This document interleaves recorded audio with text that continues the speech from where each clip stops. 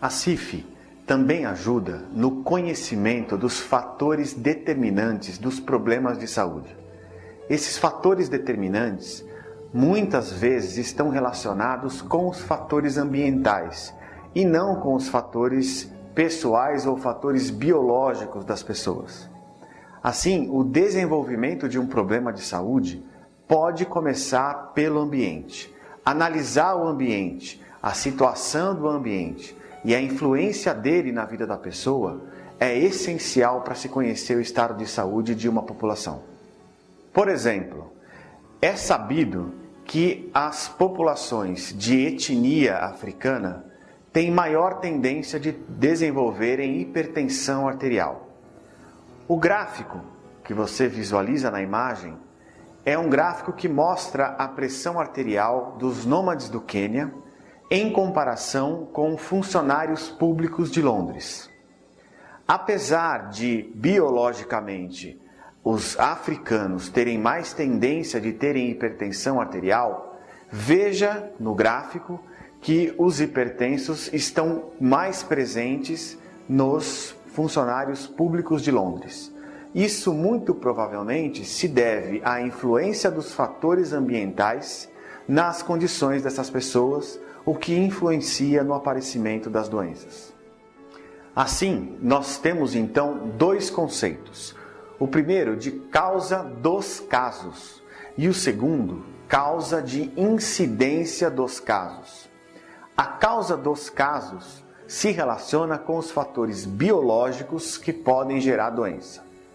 A causa da incidência dos casos se relaciona com os fatores ambientais, com os fatores externos, que também são chamados de fatores determinantes, que fazem com que os problemas de saúde aconteçam.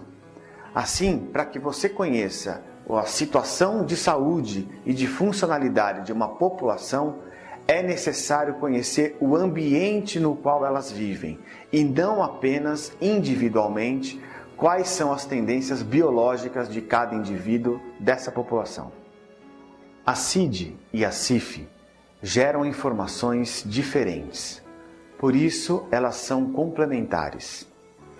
Quando a CIF for utilizada apenas para determinar as consequências de uma doença, é necessário que se tenha cuidado, porque você pode estar se limitando às estratégias de risco.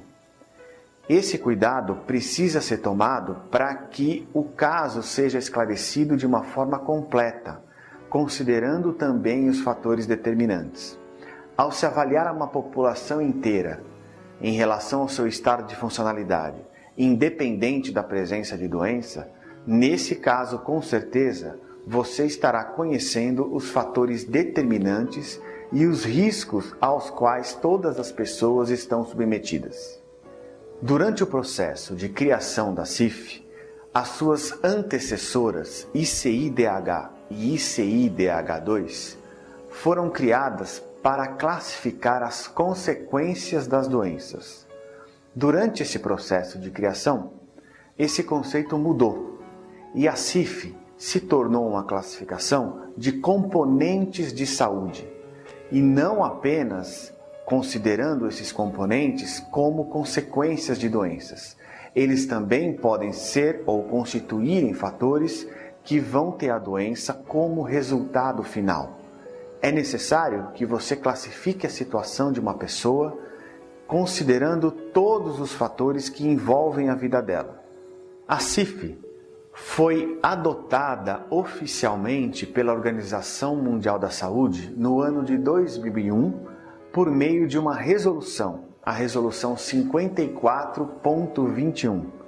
Essa resolução foi publicada na 54ª Assembleia da Organização Mundial da Saúde.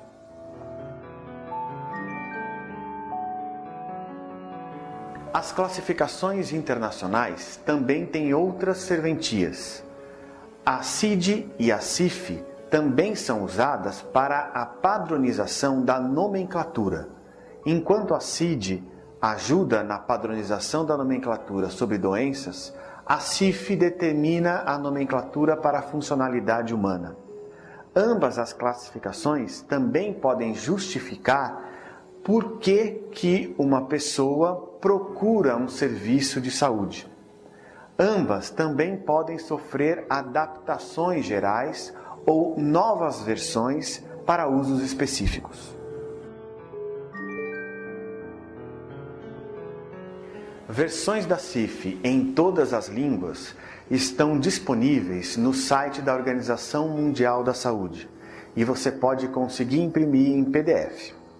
No Brasil, existe o Manual de Utilização da CIF em Saúde Funcional, que é uma publicação da editora Andreoli. A CIF está separada em duas partes. A primeira parte sobre funcionalidade e a segunda parte sobre o contexto. A primeira parte tem 3 componentes: funções do corpo, estruturas do corpo e atividades e participação. A segunda parte tem 2 componentes: fatores ambientais e fatores pessoais. Os fatores pessoais são considerados influenciadores do desempenho das pessoas. No entanto, eles não são transformados em código. Então, na CIF você vai ter apenas a lista de categorias até fatores ambientais. Teremos as categorias de funções do corpo, de estruturas do corpo, de atividades e participação e a lista complementar de fatores ambientais. Na imagem, você pode observar os capítulos dos 2 primeiros componentes da CIF. São 8 capítulos de funções do corpo e 8 capítulos de estruturas do corpo.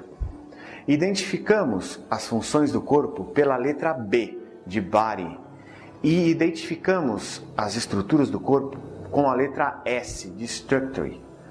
Os capítulos são precedidos dessas letras. Assim nós temos de B1 a B8, que significa capítulo 1 ao capítulo 8 de funções do corpo, e S1 a S8, capítulo 1 ao capítulo 8 de estruturas do corpo.